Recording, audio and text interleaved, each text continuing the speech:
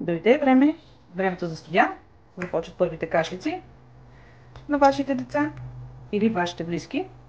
Сега тази каша я правя специално за моята майка, която сестра ми сподели, че е започнала да кашля. И кашлицата е станала вече доста влажна, така нататък.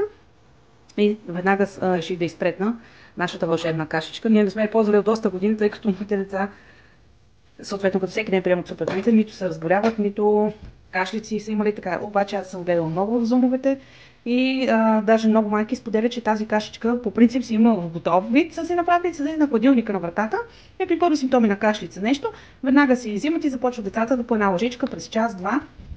Какво има в тази смес? Има мед, 3 куркуми сложих, куркума комплексна аквасос, в нея има и джинджифил и много добри и хубави съставки, които се справят доста бързо с вируси и бактерии ги унищожават. И от коластра съм сложила 4-5 коластрички и половин лимон, тъй като в момента нямах кокосово масло, слага се една лъжичка кокосово масло, за да стане още по-гладка консистенцията, но и така ще стане.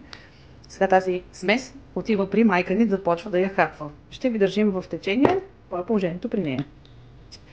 Довиждане и бъдете позитивно настроени, каквото и да пъкне като предизвикателство, всичко е възможно да се оправи с суперхраните. Източните комбинации. А кой може да ви ги направи? Съответно, един доста информиран консултант. Ако решите това да съм аз, може да се свържете с мен на лично съобщение или да ми звънете винаги по поста, ви оставям телефонния номер и всяка една майка ще я консултирам с кое, как и с какво от суперхраните може да започне.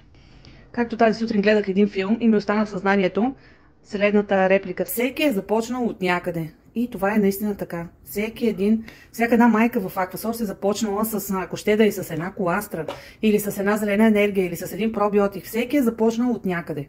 И вече с течение на времето се увеличава, си добавя още една суперхрана, още една, тъй като вижда ползите от нея. И така, призовавам ви и вие също да не чакате, и да не чакате, времето си лети, затова започнете още днес. Няма какво да се страхувате и да чакате, и да се маете. Достатъчно само да се свържете с мен. Чао, чао!